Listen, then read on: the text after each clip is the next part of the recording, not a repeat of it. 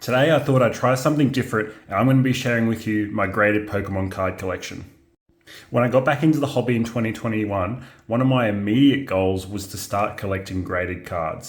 I want to collect cards that I like, different species such as Tyranitar and Dragonite who I really adore, and then different artworks that I really appreciate. So what I'm going to do is I'm going to talk about each card as we go through each of the stacks. Talk about any stories behind the cards, how they came to be in my collection, and any interesting facts that come along with them. So the first card I'm going to talk about is the first edition Lapras from Fossil. So I came to have this card in my collection at the end of 2021 through a Fossil box break that was conducted on Instagram. I sent that off to PSA pretty much immediately after getting it, and it came back in early 2022 in a PSA 8, which is near mint to mint condition. So the card has a few of the hollow scratches on the front near the flipper, which you probably can't see on the camera. And it's also quite off center from top to bottom with a bit of whitening in each of the corners. So that's why it came back an 8. I think it'll always have a special place in my collection as being the first card I got from a box break, and also the first card I technically got graded. So the next card is the Tyranitar V Full Art from Battle Styles. So this card I picked up as a CGA 10. So CGA is a company based here in Australia who grades cards. I got that through an auction on eBay. And after getting it, I realized how well scented, clean it was. There was no whitening or anything. So I put that in the grading pile and I was like, I'm going to send this to PSA once they get a bit cheaper and I get some more cards to send. And so with that being said, it came back in Gem Mint 10. So I'm very happy to have another Tyranitar in my collection. And you just can't have the full art without having the alternate art. So I picked up this Tyranitar V through Facebook Marketplace for someone a few hours west of Brisbane. I was surprised by the condition of the card.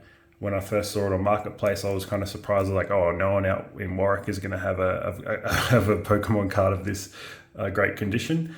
I actually sent those together one after the other, so I did get the sequential cert numbers, and they both were the Gem Mint 10. The Sleepy Tea is probably one of my favorite cards that I've got in my collection. I just seriously love the artwork. I love the art style. Next up is another one of my favorites, is the Evolving Skies Dragonite V Alt Art. So I picked this up from a friend through Instagram. His name is Pokey Electro. Shout out to Jimmy if you do watch this video. I purchased this off Jimmy in early 2022, and I sent that with these other cards that I've been showing you in a PSA sub in July, which came back, I think, in about 3 months. I'd have to say this is probably like one of my top 3 to 5 Dragonite cards of all time. I just love the artwork. The blue color, it just pops. I love it. Next up is the Glaceon VMAX Rainbow Rare from Evolving Skies. I pulled this myself, I graded it myself, and I got a Gem Mint 10. Seriously can't get much better than that. Let me know what you think about Rainbow Rares. I know a lot of people are kind of up in the air about rainbows, but I do really love this card. You can see it in the light. It has such a good glimmer. Next up is the first edition Dragonite from Fossil. Now what's really cool about this card is this is from my childhood. I pulled this myself as a kid. This is the first one out of the group of 9 that I've had graded, and it came back a 9. I was a bit shocked actually to get it back in a 9 because it does have quite a bit of edge wear and it does have a lot of hollow scratching, because I did play with this as a kid, so I'm surprised that PSA gave this a 9, so go figure.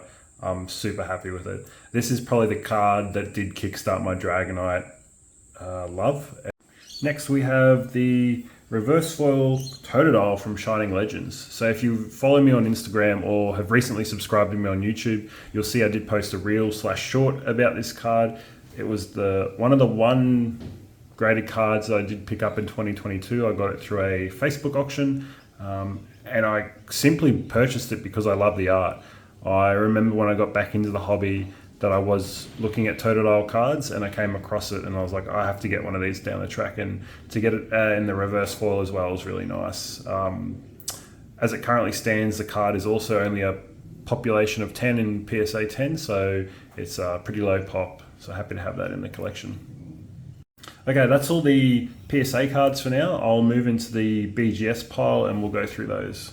First up is the phone card of Pikachu and Dragonite from 1999 to 2000. I got this in the BGS 10. I purchased this one on an eBay auction in 2022, and you'll see soon that I do actually have a second one of these, which I graded from the original packaging. Next up is another Dragonite V from Evolving Skies, the Alt Art. So this one came back, subgrades were 10 in centering, 10 in corners, edges 9.5 and surface 8.5. So when I saw that and I got it back and I was like, oh, what could be wrong? Where's the surface issue? In the back there is a little nick at the top, and I do not remember seeing that when I sent it off to get graded. So I'm not sure if it got nicked during the grading process or what, but I've contemplated actually cracking this and sending it to PSA because it's super clean other than that small mark. Let me know what you think in the comments. Should I crack this Dragonite card and send it to PSA and try for a PSA 10? Or do I leave it in the BGS slab? Let me know. Okay, here it is, the second of my two Dragonite Pikachu phone cards. So this one I picked up from someone here in Australia, and I graded it myself and it came back a 10. So I'm not sure if there's much for them to really look at BGS on these cards. Now, what's really cool about this is this came with another card. Came with this Pikachu. They came side by side in a packet, and I pulled them out, put them in sleeves, sent them off, and then this Pikachu came back in a BGS black label. I was like, holy crap, this is insane. It's like, it was the reaction I had when I found out that I had got a black label was just crazy. From these cards that are from like 1999 to 2000, I just could not believe it. So for now, this one stays in the collection. I'll definitely be keeping this guy. I know a few people have reached out about this Pikachu card wanting to buy it off me, but for now, it's going to stick with me. I don't collect Pikachu, but to have a black label is just insane. It is seriously insane. And what made that sub more insane was that I also got a black label in the Umbreon from Celebrations. Now, what's really cool about this Umbreon is that it's actually based on the Gold Star Umbreon from Pop Series 5. So if you look up in the corner here next to Umbreon, it's got a little gold star there. So Pop Series 5, or as it's known, player organised play events, were events that ran early on in Pokemon's history. And Pop Series 5 specifically is what the original Umbreon card is from, and that was, I think it was in 2007, the event. So this is basically a rehash that was done through Celebrations. So I actually pulled this Umbreon in late 2021 when Celebrations came out. It was in like one of my first two ETBs that I'd purchased, and I kept it in my grading pile because I was like, this is super clean. I'm going to send this to PSA when they open up, when they're super cheap. And then I got to a stage where I was like, wow, maybe I could send this to BGS. This is actually really clean. So I did, and here we are. We've got the Umbreon in a black label 10. Also, by the way, that's a pop 9. There's only 9 of these graded as the black label. I think the total pop's about 260. Next up is the Gold Mew from Celebrations, and as you can see, this one is also a black label. So this card, along with the Umbreon, along with the Pikachu, all were in the same sub and all came back black labels. So the Mew, I pulled this with a bunch of friends not too long ago, a couple months, maybe in October, September. I pulled 2 Mews. One I'd sent to PSA because the centering was quite bad, and this one I sent to BGS because I was like, this thing is like dead center. There is no whitening. It looks super clean. And to my amazement, I got another black label, and I'm so happy to also have this one in my collection. That one is a pop 6 out of a total pop of 309, so super low. It's like 2% of the pop. It's crazy. It's crazy to have English cards in this type of quality and then get them as 10s. And then the final 3 cards that I currently have in my collection, and what I most recently got back from BGS, is a Hydreigon in a 9.5. I have a Claydol in a 9.5, and I also have another Umbreon from Celebrations in the 9.5.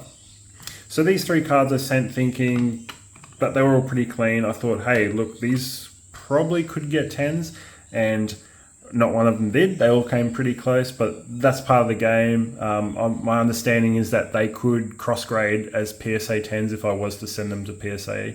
I don't have any intention to do that at the current point, but maybe down the track. What do you think? Would you send any one of these cards to PSA, or is it not worth it?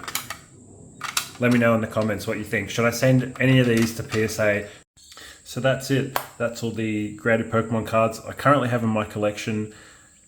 If there's one card in my collection that you could have, let me know what it is. Is it going to be a black label? Is it an Alt Art PSA 10? Is it this cute little Totodile? Let me know in the comments, guys, and I'll see you in the next one. Bye.